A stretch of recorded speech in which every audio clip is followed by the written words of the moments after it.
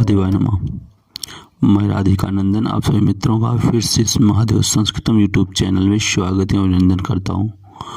हम लोग संपूर्ण संस्कृत व्याकरण की श्रृंखला पढ़ रहे हैं। आज इस श्रृंखला में संधि व्याकरण के 20वें अध्याय में हम लोग यहाँ से व्यंजन अर्थात हल संधि का प्रारंभ करेंगे। हल संधि क्या है और अर्थात व्यंजन संधि किसे कहते हैं, इसको देखने के बाद हम लोग उसके प्रथम भेद इष्टुत संधि को देखेंगे। तो आइए चलें व्यंजन हल संधि समझें। व्यंजन संधि एक स्लाइड में आपको दिख रहा है कि व्यंजन संधि को हल संधि कहते हैं। क्यों कहते हैं? क्योंकि हल प्रत्याहार में संस्कृत व्याकरण का संपूर्ण व्यंजन वर्ण आ जाता है। क्योंकि यहाँ व्यंजनों के संधि होने की प्राथमिकता रहती है, इसलिए व्यंजन को हल संधि भी कहते हैं। व्यंजन संधि, व्यंजन के बाद स्वर या व्यंजन आने पर जो विकार होता है उसे व्यंजन संधि के अंतर्गत गिना जाता है। फिर देख लें, ये कहते हैं व्यंजन के बाद कोई व्यंजन वर्ण हो, उसके बाद स्वर या व्यंजन वर्ण आने पर जो विकार हो उसे व्यंजन संधि कहते हैं। फिर समझ ले, सर्वप्रथम व्यंजन संधि में सर्वप्रथम अक्षर व्यंजन होगा, अर्थात पहले शब्द का आखिरी अक्षर व्यंजन होगा, बाद में स्वर हो अथवा व्यंजन हो तो व्यंजन संधि होगा। इसी को हम लोग इस तरह स्लाइड में देख सकते हैं।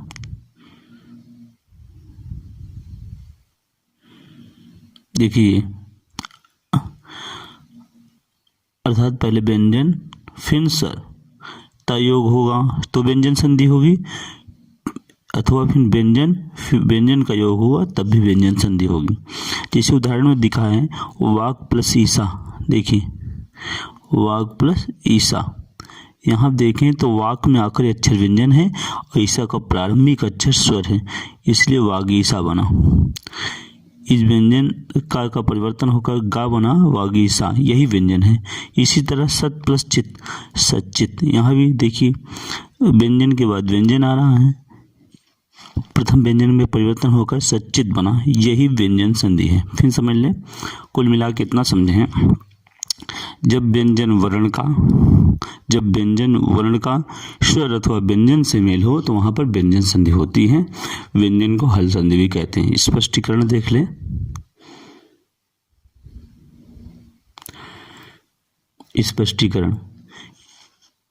स्पष्टीकरण यहाँ प्रथम उदाहरण देख ले।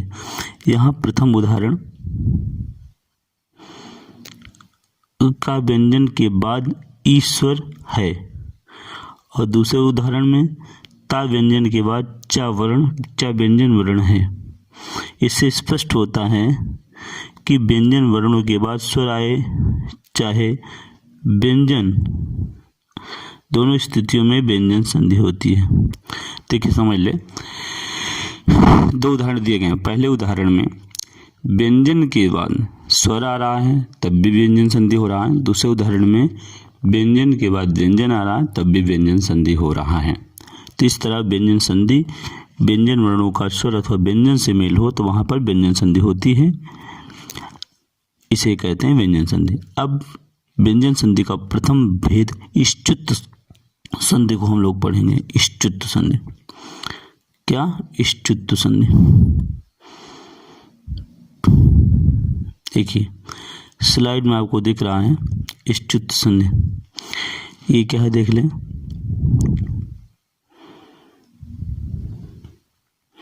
इष्टुत संधि का सूत्र है इस्तोह इष्टुनाष्टु। फिर से पढ़े, सूत्र 3 बार पढ़ते हैं कम से कम, आप भी साथ में बोले। इस्तोह इष्टुनाष्टु, ये कहता है कि इस्तोह का, यहाँ षष्ठी एक वचन है, इस्तो का इष्टुत हो जाए प्रथम एक वचन। सर यहाँ थोड़ा रंग परिवर्तन कर लेते हैं। अब देखिए ये है प्रथमा का एक वचन, सॉरी यहाँ देखिए प्रथमा का एक वचन और ष्टुना है तृतीया का एक वचन। अब देखिए इसका अर्थ होगा स्तोह का ष्टु हो जाए, स्तोह का ष्टु हो जाए लेकिन ष्टुना से योग हो।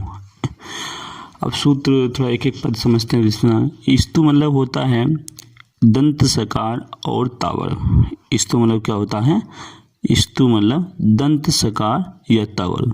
ये देखिए दंत सकार होगा अथवा तावर, ता था दा धा ना। फिर ष्टु का अर्थ है तालव्य सकार या चावर्ग। तालव्य सकार सा और चावर्ग चा छ जा जा या। अब देखिए सूत्रार्थ ये कहता है जब दंत सकार और तावर्ग का योग तालव्य सकार चावर्ग से हो तो दंत सकार और तावर्ग के स्थान पर तालव्य सकार और चावर्ग हो जाए। सूत्रार्थ देख लीजिए। इसी चीज को उन्होंने ये कहा है कि सकार या तावर्ग ताथा दाधाना के पहले या बाद शकार या चावर्ग चाछा जाहिया का योग होने पर श के स्थान पर तालव्य शकार और तावर्ग के स्थान पर चावर्ग हो जाता है। इतना समझें कि प्रथम वाला जो ये है ये इसमें परिवर्तन हो जाता है लेकिन इससे योग होने पर। अब इसी चीज को इन्होंने यहाँ पे तीन चीजें हैं, यहाँ पे तीन चीजें हैं, ये है स्थानीय, ये है आदेश और ये है निमित्त। अब इसी चीज को इस तरह समझ सकते हैं चार्ट के माध्यम से। देखिए ये चार्ट में आपको है, चार्ट में ये देखिए स्थानीय है, स्थानीय है, ये आदेश है और ये योग है। कहते हैं स्थानीय सा का योग श से होने पर दंत सकार का तालव्य सकार से योग होने पर क्या हो जाए, सॉरी यहाँ देख ले बराबर। ये कहते हैं कि स्थानीय इनका सा या तालव्य सकार का निमित्त सकार या चावर्ग से योग होने पर आदेश तालव्य और चावर्ग हो जाए। अब समझें ये इतना कहते हैं। देखिए यदि सा का तालव्य सकार से योग हो तो तालव्य सकार हो जाए। उसी तरह ता का यदि चा से योग हो, यदि चा वर्ग से योग हो तो चा हो जाए। इसी तरह ता था दाधाना क्रम से इनका योग चा वर्ग से हो तो ये वर्ग हो जाए। इतना समझे। उदाहरण के माध्यम से समझेंगे हम लोग। तो पहला उदाहरण है, देखिए पहला उदाहरण आपके सामने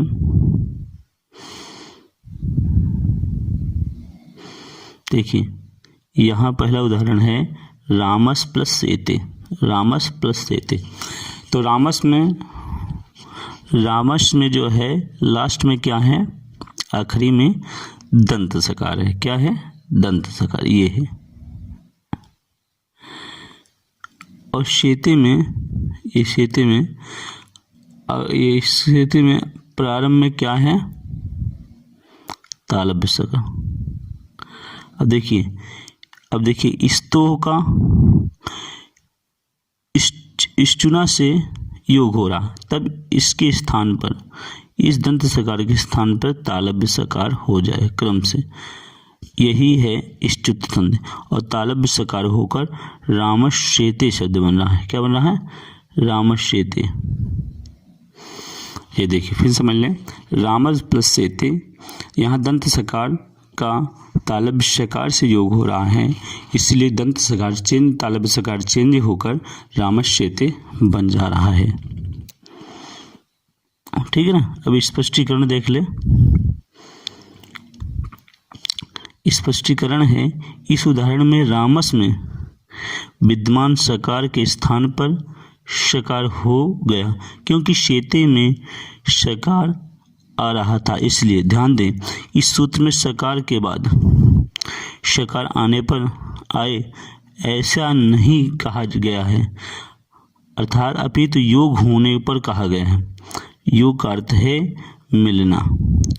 तात्पर्य यह है कि स्तु सकार यथा वर्ग पहले हो, स्तु बाद में हो, या स्तु सकार चा वर्ग पहले हो या स्तु बाद में हो, बदलेगा स्तु ही।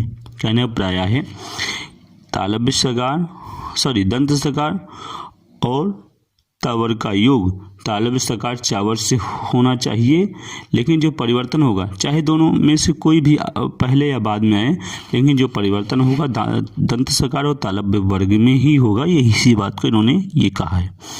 आइए आगे और समझते हैं दूसरे उदाहरण में।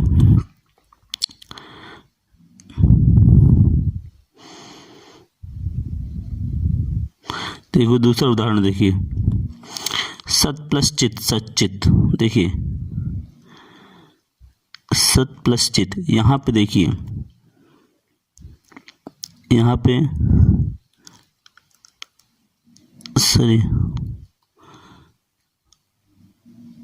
यहाँ पे देखिए सत में ता है और चित में चा है। यहाँ देखिए, अब देखिए ये स्तो है और ये स्तुना है, इसके योग से ये ता बदलेगा और ता बदलकर किस में चला जाएगा, चा में, और पूरा मिलाकर लिखेंगे तो सच्चित बनेगा। उसी तरह याच प्लस ना यांचा, याच प्लस ना यांचा। देखिए दूसरा उदाहरण देख लें, यहाँ थोड़ा समझने वाली बात है। यहाँ पे पहला याच है, फिर ना है, फिर यांचा बना। तो अब देखिए याच में चा था और ना में ना था, इनका योग हो रहा था। अब देखिए चा चेंज होगा किस में, ता वर्ग में चेंज होगा, ना चेंज होगा किस में होगा। अब देखिए यहाँ पे स्तो अर्थात दंत सकार और तालव्य वर्ग बाद में आया है, इसलिए ना ही चेंज होगा, और ना चेंज होकर चूंकि पांचवा अक्षर है, जब चा वर्ग में चेंज होगा तो चा का पांचवा हो जाएगा इया होगा और बनेगा यांचा। क्या बनेगा, यांचा। यहाँ समझ लें कुल मिला के दंत सकार और तावर का ही परिवर्तन होगा, चाहे वो बाद में आए चाहे पहले। जिस क्रम में अक्षर है उसी क्रम में परिवर्तन होगा। यदि ता है तो चा में बदलेगा, छा है तो था है तो छा में बदलेगा। क्रम मतलब क्रम वही होना चाहिए, बदलने का क्रम एक ही रहेगा। ये देखिए स्लाइड में देख लीजिए, हमने देखा है, ये देखिए अक्षरों के बदलने का क्रम देख लीजिए। सा तालव्य सा ता चा में, था छा में, दा जा में, जिया झा में और ना इया में, तो यही इया चेंज हुआ है। आइए अब आगे उदाहरण देखेंगे। यहाँ देखिए और इस पर समझ लें कि उपयुक्त उदाहरण में सत के तकार का चित के चकार से योग होने पर सत के तकार के स्थान पर चकार होकर सच्चित बन गया। दूसरे उदाहरण में यांच के चकार का ना के नकार से योग होने पर न के स्थान पर चकार का इया वर्ग हो गया, जबकि ना पर वर्ण है तब भी। अर्थात कहने का प्राय है कि चाहे ना बाद में हो तब भी परिवर्तन ना वर्ग का ही होगा, चा वर्ग का ही होगा। इससे सिद्ध हुआ कि सकार और ता वर्ग चाहे पूर्व में हो चाहे बाद में हो, इसके स्थान पर ही सकार या चा वर्ग का आदेश होगा। आइए अवश्य देखें, उदाहरण देखें। देखिए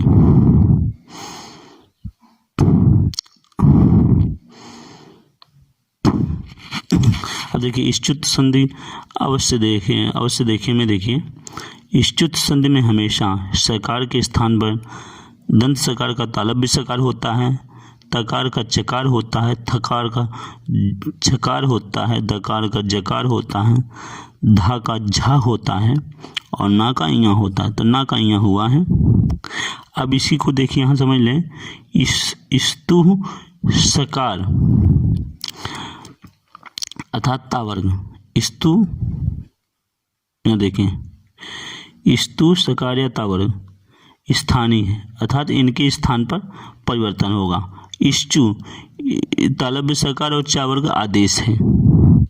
और निमित्त यहाँ इश्चुना है। निमित्त कौन है? इश्चुना, ये निमित्त है। ये स्थानीय, ये आदेश और ये निमित्त, इस तरह तीनों पद हैं। स्थानीय के स्थान पर आदेश होगा, लेकिन निमित्त इश्चुना से योग होने पर। जैसे अब अन्य उदाहरण देख लें। सद प्लस जना सज्जना। यहाँ देखिए दा का जा से योग हो रहा है, तो दा परिवर्तन हुआ चूंकि तीसरे नंबर पर, इसलिए तीसरा नंबर चेंज होकर अपने वर्ग का तीसरा होकर जा हो गया, सज्जना बना। उसी तरह कस प्लस चित। यहाँ देखिए दंत सकार का चा वर्ग से मेल हुआ, तो दंत सकार तालव्य सकार में चेंज होकर कश्चित शब्द बना। फिर उसी तरह सांगिन प्लस जया, सांगिन जया। अब देखिए यहाँ ना का ता वर्ग में ना है, तो ना पांचवें वर्ग का चेंज होकर अंगा बना, सॉरी क्या इया बने, सांगिन जया इया बन गए, क्योंकि पांचवा चा वर्ग का पांचवा होगा, क्योंकि ता वर्ग में ना पांचवा है, इसलिए चा वर्ग में इया होकर सार्डिन जया बना। उसी तरह बृहद प्लस झरा, ये भी दा जो है तीसरे नंबर का अक्षर है, इसलिए जा में तीसरा नंबर बनकर बृहद जरा बना। उसी तरह दुष् प्लस चरित दुष्चरित, यहाँ भी दंत सकार तालव्य सकार में चेंज होकर दुष्चरित्र बना। फिर उद प्लस ज्वला, यहाँ भी देख लें। अब दा चूंकि तावर्ग का है और उसका योग चावर्ग से हो रहा है, इसलिए दा चेंज होगा। चूंकि दा तावर्ग में तीसरे अक्षर पर है, इसलिए जा का तीसरा अक्षर जा चेंज होकर चावर का तीसरा अक्षर जा चेंज होकर उज्ज्वला बना। क्या बना? उज्ज्वला। और उदाहरण देख लें हम लोग। देखिए यहाँ देखिए उत प्लस चारणम, यहाँ भी ता का चा वर्ग से योग हो रहा है, इसलिए ता चा वर्ग में चेंज होकर उच्चारणम बना, उच्चारणम। इस तरह हम लोग इष्टुत्व संधि पढ़ चुके। उम्मीद है वीडियो आपको पसंद आया होगा। हम लोग डेली सुबह 6 बजे मिलेंगे एक छोटे से सूत्र, एक छोटे से टॉपिक के साथ। पूरा चैनल के प्लेलिस्ट में संस्कृत व्याकरण की संपूर्ण वीडियो पड़ी हैं, काशी संधि की वीडियो पड़ी हैं, तो आप जाकर वहाँ पर देख सकते हैं। शीघ्र ही नए विषय के साथ मिलते हैं, तब तक के लिए महादेवाय नमः।